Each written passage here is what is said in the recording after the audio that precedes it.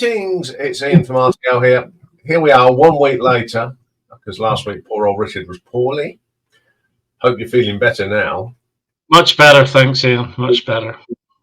Yeah, so how's the weather in Northern Ireland this morning? It's actually quite nice now. It was very drizzly this morning, but the sun is out, hip hip hooray. So it'll probably go back in again once this video ends. Well, I had to get out of bed someone got me out of bed at 7:30 and it was pouring rain. And guess what? It's still pouring rain. Rain, yeah. Well, we're near the end of August now, so yeah, he won't go out. Yeah, well, he's been out and did what he needed to and legged it in, so we won't be doing much today until it stops raining. Anyway, we haven't told you what we're doing today. All we told you was greater than 8, but I'm sure a lot of you sussed out what it is.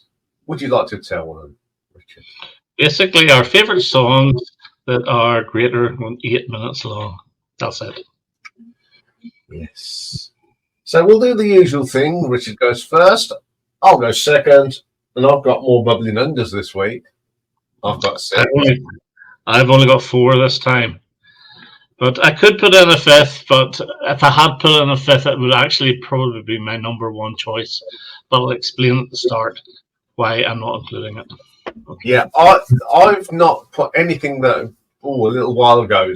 I did a similar thing with Joe, so I haven't included anything from that video because I thought it was a bit of a pointless exercise. So I had to go diving again, which was fun.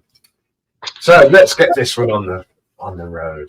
Okay. Well, first of all, I'll say I am not including any Mike Oldfield, which I normally would, but if I was to include Mike Oldfield, it would probably be my number 1 choice, and it would be 60 minutes long, a full hour, and I think that's just taking the hand, really. So I decided not to include Mike Oldfield. So my number 10, and I have a feeling you might have this, and it's from 1976, and it's one of those sort of singing bare-chested to the moon, and it's Rainbow's Stargazer from Rainbow Rising, which is 8 minutes and 30 seconds long. I think it's really, really good. It's not my type of music, but for some reason, I absolutely love that track. I think the backing is brilliant, and I think the vocals themselves, when he's singing about wanting to go home and all the rest of it, is really, really good too. I think that's Ronnie James Dio, if I'm not mistaken. It is. It's Ronnie James Dio, yes. So I've got the album, and it's the only song I've really ever played on that album. Absolutely love it. As I say, 8 minutes 30 is my number 10, Rainbow Stargazer. I haven't put it in, but there is a reason. There is a reason. There's another one there. No, there is a reason. It'll spoil something I'm doing when I've had me hollybobs. Right, okay. So I didn't include it. But it is. I think it's a terrific song. That's all I'll say about it at the moment. Okay. Great start. Okay. My number 10 comes from a Frenchman has given me 15,000 views on one short. It's Jean-Michel Jarre, but it's not from Oxygen. It's from Oxygen, parts 7 to 13. And coming in at 11 minutes 42 is part number 7. It's my favourite one on that album. It's the opener. I just love that little start, that short stabs, and then that get that sequencing coming in, and then at the end there's like a wind, and it takes you on a journey. That's thing. It's got everything, bits from all like Oxygen parts 1 to 6, but twisted around. And it's all in that song, and it's a fantastic piece of music. I'm going to ask a stupid question here because I know nothing about Jean-Michel Jarre. Does he do vocals, or is it all instrumental? Most of it's instrumental, but he did do an album where he sampled people's voices. Right. Oh, okay. Yeah, called Zuluk. Okay, my number 9 is probably one of the most famous songs off this list, and it comes in at 8 minutes and 36 seconds. From 1971. Now, it is overplayed, and there was a period of time I got sick to death of listening to it. I really do like it now because I played it again. And it's Don McLean's American Pie, which I think is an absolutely brilliant track. Now, whenever it was released as a single, it was cut in half, with the first half on side A and the second half on side B. But obviously, that's not the way to listen to it. You have to listen to it as a whole. And I think it's a brilliant track about the day the music died, really about the day Buddy Holly was killed. Absolutely fantastic. And I must admit, I even do like Madonna's version. It's a very truncated version, but it's pretty good. So my number 9, Don McLean, American Pie. That is a great song, and I agree with you. You need to listen to it in its full entirety from start to finish, because you just don't get the flavour of that song. What a good choice. Well, my number 9, you've probably heard of the band, but you've probably never heard of the song. It's from 2007, and this one comes in at 13 minutes and 55 seconds, and it's from Nightwish, and it's called The Poet and the Pendulum. Now, this is not featuring Tarja. This it's the first album with Annette on it. It's epic. It's got choir. It's got gravelly vocals. It's got everything from a power metal epic. Gentleness, heaviness, screechiness. It's just a fine piece of music, and I love it to bits. Yeah. I don't know it. I've heard of. What's the name of the band again? Nightwish. Nightwish. Yeah, I think you've mentioned them before in one of your. Yeah, it's that one of Dave's favourite bands. All right. Okay. He loves Nightwish. Well, my number 8 is from 1973, and it's 9 minutes and 53 seconds. And it's from Cockney Rebel, and it's a track called Death Trip, which is the last track on their debut album, The Human Menagerie. And this one grows and grows and grows into a huge, big orchestral piece with big orchestral vocals and all. It's absolutely fantastic. It's just miles ahead of anything else at that time. And I've always loved it. It's always been one of the highlights of that album, especially the vocals in the middle of it, whenever it's almost operatic. Really, really good. And yeah, my number 8, Cockney Rebel, Death Trip. Brilliant track. It doesn't get enough mention. Yeah. And as you're right, it was ahead of its time. No one else was trying to do that. Mm. It's a fantastic song, and I like that one as well. What a good choice. Right, here's another one you've probably never heard. You've heard of the band Dream Theater? Yes. Yes. Now, this comes off their 1992 album, Image and Words, and it's the shortest one on my list, I think, 8 minutes and 14 seconds. And it's the opening track, Pull Me Under. It's probably one of the most recognisable Dream Theater tracks. It's got some wonderful drumming from Mike Portnoy on it at the beginning. It's got a catchy chorus. John's guitar work is fantastic. It's an absolute killer track, and I love it. It's one of my favourite tracks by Dream Theater. And then you get covers on a lot of drum covers on YouTube with that song. Brilliant song. Are they quite a heavy band, or would they be probably? They're a progressive metal band, so they can be gentle or they can be quite heavy metal. But they are one of the best in the business. Mm. Well, my number 7 is from Van Morrison, 1968, from his Astral Weeks album, and it is Madame George, which clocks in at 9 minutes 44. It's actually not my favourite track off it. It's my second favourite. My favourite is Ballerina, but I couldn't include it because it was short of the 8 minutes. But Madame George is one of those absolutely brilliant story songs, very simple, very acoustic, with almost out of tune upright bass. Van Morrison's vocals are so soulful in it, especially near the end, whenever he's really letting it rip. It's just a fantastic track from a fantastic album, and it's my number 7. Great choice. I'm going to be starting listening to some Van Morrison in full. I mean, I love that when I did that live at Montreux. That is fantastic. That track's fantastic as well. Again, I think there wasn't much of that, for these sort of people like Van to do these long tracks. Yeah, was something that only you expected in prog in them days. and psychedelia, but it's wonderful how it's put together, that song. Yeah, especially coming after Brown Eyed Girl and those sort of things. Yeah. And it was like a R&B beat group, really. This was something different, very, very stripped back, but it sold nothing at the time, that album, but it's one of the most respected albums ever now. And it's a lot up there with Moondance in his catalogue. So, yeah, Madam George. Great choice. Okay, my number 7. I think you've heard of this band. They're called Uriah Heep. Then this is from 1971, and it's off their Look at Yourself album. This one comes in at 10 minutes and 35. This is their Child in Time. It's the wonderful July Morning. It's a beautiful song written by David Byron. It's got some lovely Rich Hammond from Mr. Ken Hensley. Mickey Box is on fire on the guitars. It's just a phenomenal track to listen to, and it is, as I say, it's their Child in Time. It's their Whole Lot of Love. It's probably one of the best tracks they ever put on pen. I don't know it. I know I've actually seen Uriah Heep live supporting Status Quo, and they were actually quite good. So they may have actually played that. They would have played it. It's like going to see Deep Purple and not playing Child in Time. Okay. Well, my number 6 is the longest one on my list, and it's 18 minutes and 20 seconds. It takes up the whole side of an album, and it's called Foreigner Suite by Cat Stevens from his Foreigner album.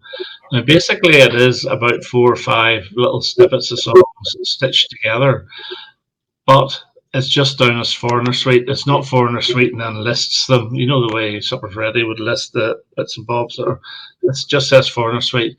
And I remember getting that album. I was a student, and I saw it in the second-hand record shop. I took it home, played it, and I thought this was the worst thing I've ever heard in my life.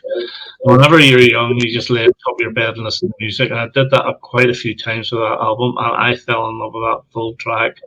There's little snippets at the end stood out. First of all, it's a little piano tinkling part, which I think is really, really good. But the longer you listen to that, all the other little bits come out. I just think it's an absolutely magnificent track. So that's my number 6, Foreigner Suite from Cat Stevens from his Foreigner album. Yeah, it is a very good piece of music. What I like about it is it's all different sort of things, but the transition from each part is perfect, because there are a lot of bands that you think they are just glued together.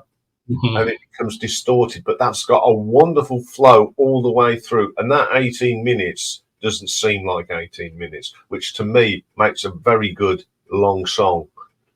If it flows, it doesn't seem to be a long piece. It's a brilliant piece of music. I totally agree. Good. Wonderful, absolutely brilliant. Okay, my number 6, you've definitely heard of this one, I hope. It's from Deep Purple, and it's not Child in Time. It's from the Fireball album from 1971, and this one comes in at 8 minutes and 19 seconds, and it's the brilliant Fools. I just absolutely adore that. That bass line from Roger is brilliant. The guitar work from Richie, just sublime as well, and it's just a great track. It's a forgotten track, and it's because everyone jumps up and down for Demons on Fireball, which are fine songs.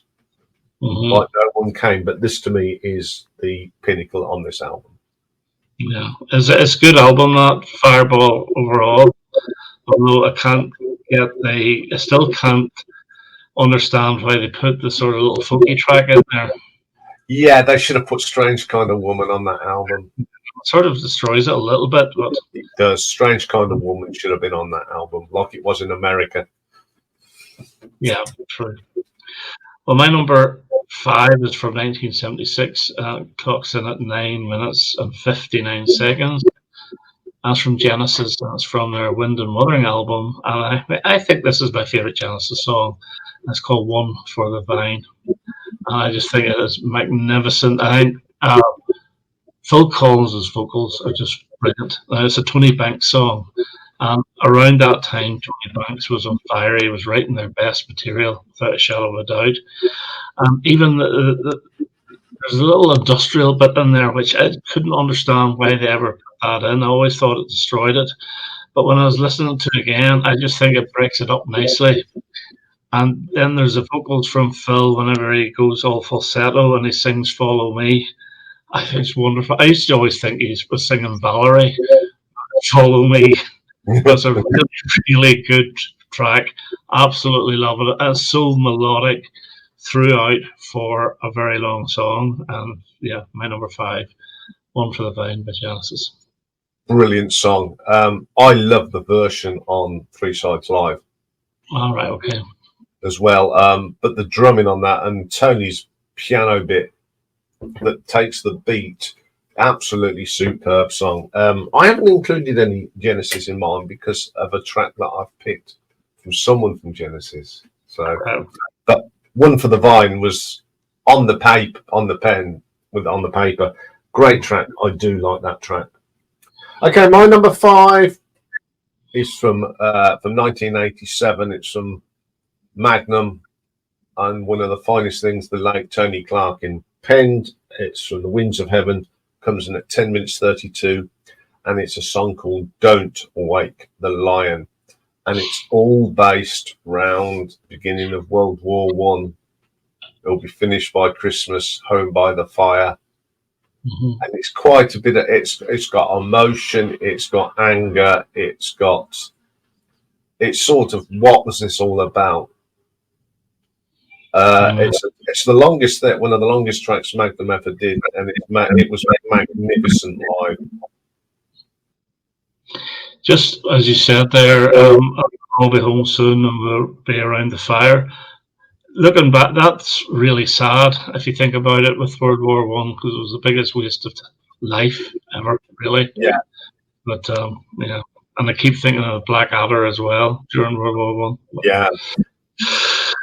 Okay, well, my number 4, probably equal famous song, along with Don McLean's American Pie, and it's a standard one, but I have to admit I love it, and I've never got fed up with it. From 1977 at 9 minutes 50, Out of Hell, Meatloaf. Brilliant, absolutely brilliant. It's almost like your starter for heavy rock. It's that album. I just think it's magnificent. That Meatloaf's voice is brilliant, and the song itself excellent. Now I know it was cut down for single release, and the single is dreadful. It's just completely butchered. But yeah, I love the whole album. There's not a bad track off it, but Bad Out of Hell, my number 4. Yeah, superb song. Jim Steinman at his best. It's an epic story, and you get so sort of hooked in it from that beginning bit, and then the bit when they're supposed to come out of the ground on the bike. It's just, yeah, and Meatloaf. That is it, and I've seen that so many times live. It's just epic. It's the only one way, and it's the one that closes the show, and it's just brilliant. It doesn't matter that he'd been on stage for 2.5 hours. He still gives it the same as he did on song 1. Brilliant song, one of my favourite Meatloaf songs. Okay, my number 4 is from 1977, and this one comes in at 10 minutes and 19. It's a Pink Floyd song off Animals, and it's Sheep. Good song.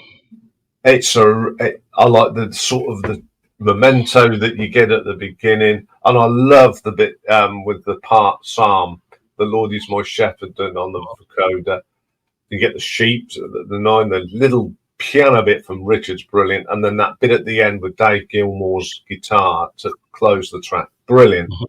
Everyone barks on about, excuse the pun, about dogs. It's good, but sheep's far better for me. Not too sure about that one. They're both great tracks. The album is just fantastic. Well, my number 3 is from 1980, and it's the shortest one on my list at 8 minutes and 10 seconds. And it's from Dire Straits' album Making Movies, and it's Tunnel of Love. And that song still puts hairs on my arms whenever I hear the guitar outro. I absolutely love it. And it races along beautifully. So it does, with Mark Knopfler's little guitar licks. Even love the little sort of fairground sound at the start. Brilliant track. And it's my favourite Dire Straits song of all time. But yeah, number 3, Dire Straits, Tunnel of Love. Yeah, I love that song. You do know some of the lyrics, I think, are on the steps. I can't remember which seaside town. Whitley Bay. Whitley Bay, yeah, because I saw that on when Brian Johnson he did a thing about it, and that was brilliant anyway. And even Brian was in awe that some of his lyrics on some steps. It's a great song. I'm glad that I didn't put that in now, because I've got one in my bubbling unders, and I was touring which one, and I'm so glad I went with the other choice. So we got two. Funny enough, you say that. There's that one that you have in your bubbling unders. I considered it as well, because I know which one. My number 3, and it's quite apt that it's today, because last night allegedly they played their very last concert in Taunton. It's from Status Quo, and it's from 1973 on the Hello album. Now the studio version comes in at 9 minutes 54, but the live version used to come from anything from 18 minutes to 25. Depends what the band felt like. And I'm sure you know which one it is. I do. It's the one you love or hate, and I love it. I could never remember how many hundred times it is, though. I always make a mistake. It's 4,500 times. 4,500 times, yeah. It's a brilliant song. What used to get me, you go to quotes on concerts. This is when the 90s. People would be jumping around to burning bridges and in the army now. When they started doing this again, no one knew it. And that was pretty... That's brilliant. Right. I know, it's a great track. Great album. Yeah, fantastic album. It's a great track. They do little bits from their other songs, in the live version, and they do that of what we call the race with the devil from Gun, that little bit as well. It's just fantastic, and I've seen them do the whole thing live a few times. 20-odd minutes worth of just good old rocking, and that's why it's my number 3, because it's just absolutely fabulous. Great choice. Well, my number 2 is from my all-time favorite artist, David Bowie. And there's a few I could have chosen. I actually went with his 1969 track from his Space Oddity album, or David Bowie album, Signet Committee. I haven't got a clue what it's about. But I love the vocals in it, and I just love the way that the song progresses and just gets more stronger and stronger and stronger. And I can remember years ago when I was first in Bowie, I used to play it down in my bedroom. And my brother, who's a big Bob Dylan fan, came down asking, what's that song? Because that song is absolutely brilliant. It is his most Dylan-esque type song. It's one of his most wordy songs. But his vocal performance on it is magnificent, and it is in my top 5 David Bowie songs of all time. Now, I could have put in Sweet Candidate, Sweet Thing, which is my favourite Bowie song, but it's really 3 songs stitched together, and it's listed as 3 songs, so I couldn't include that. So Signet Committee, my number 2, at 9 minutes and 35 seconds. Yeah, I don't know what it's about, but if someone does know what it is, please put it in the comments below, because I'm sure me and Richard would love to know. We've been listening to this, and we both don't understand what is going on about, and I usually do that. I'm not a big words fan anyway, so it doesn't really matter to me. It's just the way the words come about and how they feel the words. The actual meanings. Yeah. But I'd like to know what it's about. Okay, great choice. Okay, my number 2 is from one of the great prog bands, and the one I would have wanted, I can't, because I used it before, and that was Close to the Edge by Yes, but I had to go for another one. Now this one is off the Yes album, comes in at 9 minutes 26, and it's probably my second favourite track by Yes, Starship Trooper. I don't know. It's brilliant. It's a fantastic vocal from John, and you've got that lovely Rickenbacker bass from Chris Squire. It's brilliant. I'm sure you've heard it. I probably have. Is that the album where it's sort of greeny and yellowy with the band member in the front? Yeah, I'm like in a bit of film. Like a photograph type thing, you know, like yeah. My brother had that album years ago, so you probably have heard it. It is absolutely brilliant. Well, my number one, and for this debate Signet Committee for me is just unbelievable. It is my favourite track of Dylan, and it's Sad-Eyed Lady of the Lowlands from his Blonde on Blonde album, and it comes in at 10 minutes 43 seconds. And to be honest with you, Ian, it could go on for another 20 minutes and I would still not get fed up with it. I absolutely love that track. I think it's so well recorded, and I've never, ever, ever got fed up with it. I've heard one cover version of it by Joan Baez. She does a pretty good version, but no, Bob Dylan's version from the Blonde on Blonde is my number one greater than 8 track. A fantastic track, but I'm not going to say too much about that because, again, it'll spoil a video when I come back off my hollybobs. Right, okay. But yeah, I've been listening to a lot of Bob Dylan lately, so you know what's coming. And that track,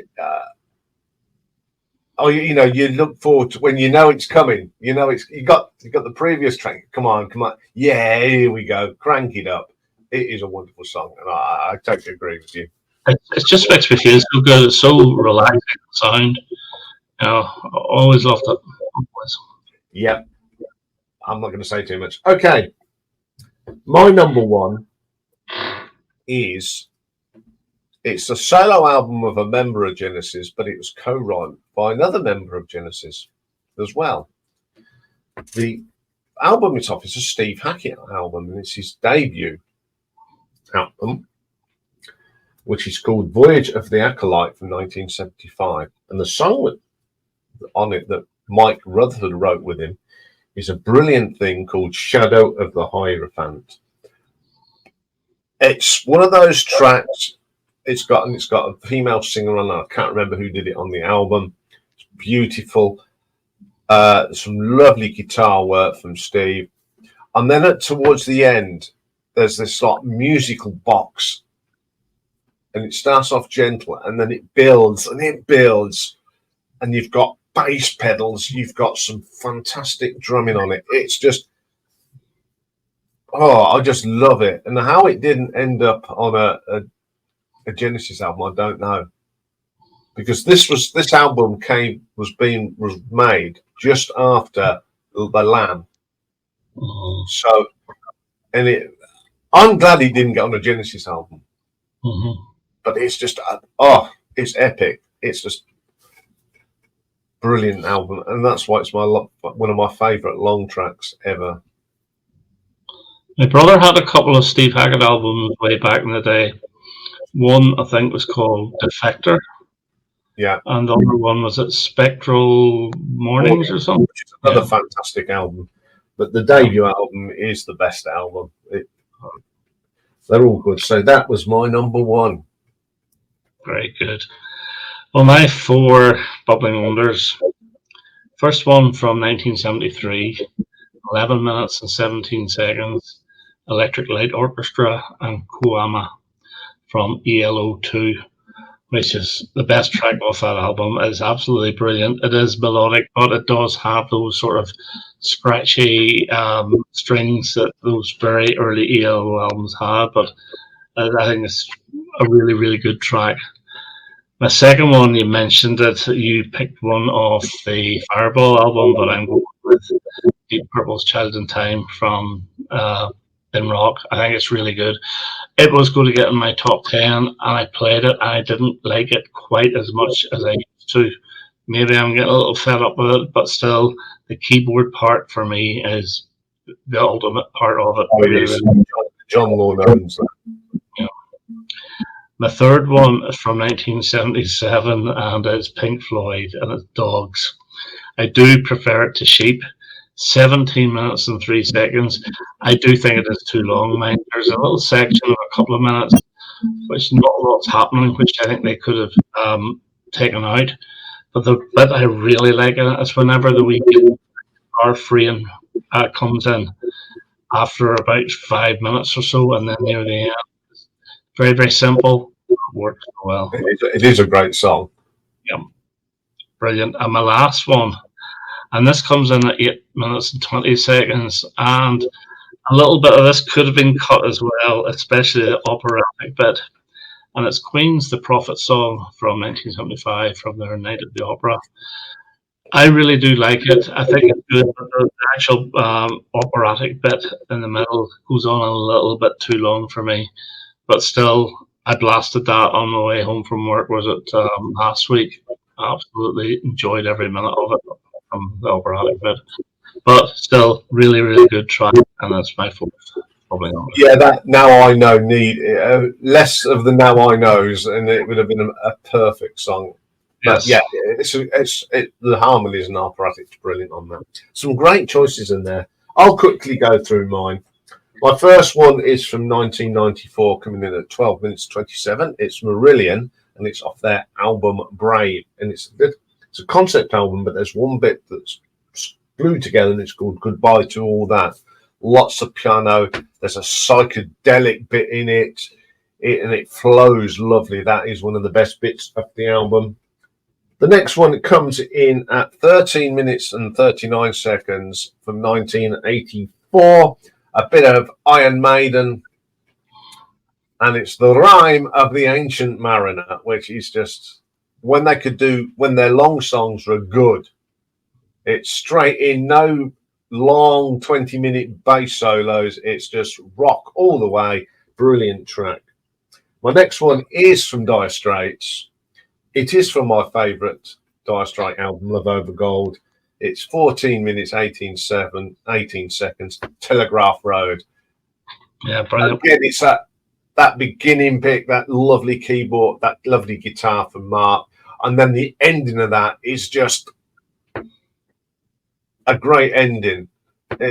I love that track. I love it on the Alchemy live album as well. It's just fantastic. Okay, my next one is another short one. This one comes in at 8 minutes and 20 seconds. Jethro Tull's Minstrel in the Gallery. I just love it's just a story. It's lots of flute, just what you need. My next one is from 1980 from QE2, coming in at 10 minutes and 16 seconds. It's Taurus 1. Yeah, great choice. I like that. Yes. Yeah. And my last one coming in at 11 minutes and 36 seconds from 1978 from Jeff Wayne, For the Worlds. All right. And it is Water Common and the Heat Ray, which has got that lovely herby flowers. Boom, boom, boom, boom, boom, boom, boom, boom, boom, boom. That's one of my favourite bits of that album. I prefer it to War of the Worlds theme. I think it's brilliant. And Richard Burton's narration on it is just wondrous. All the sound effects and, with the screwing and doing the after. So that's my little bundle. Very good. That War of the Worlds album I do have. I've only played it a couple of times, and I've enjoyed it both times. I really must revisit that because, a lot of people. I know Justin Hayward's Forever Autumn and all that sort of carry on, but I must give it another go because a lot of people really rate it very, very high. Yeah, I've got the first when they did it on stage for the first time on DVD, and that's fantastic as well. And that will be coming up on a pick and mix. I can assure you now. There's a spoiler. Okay. So another videos I've got down to watch next week when I've got plenty of time. Anyway, once again, that's a great one to do. I've really enjoyed this. And as you know, I'm taking a break. And guess what? Richard and I have decided to take a break and recharge the batteries. Yes. So this is our last one till the 21st of September, I believe. 4 weeks. 4 weeks. So we're having a break. We just want to, I think it's nice to have a break. Well, I'm in the middle of a break. I'm only doing this. I haven't actually done a video for 4 weeks already. Yeah, this is Richard's hiatus. So, yeah. Yeah, so I think we'll both say thank you very much for all of the support you do give us. And we're not going away, we're just taking a little holiday. Yes, indeed. Yes, and we'll come back with some fantastic top 10 videos for you. So we're going to rattle our brains while we're not working. Exactly. And we'll come up with some fantastic ideas. So it only leaves you to say it's goodbye from me. And it's goodbye from him. Okay, folks, see you all soon. Bye for now. Bye. Oh, P.S. before I go, there has been some technical hitches here today, so there'll be lots of editing, but there's some of it I don't think we can take out. So I will apologise now. The gremlins are with us today. So bye. Bye.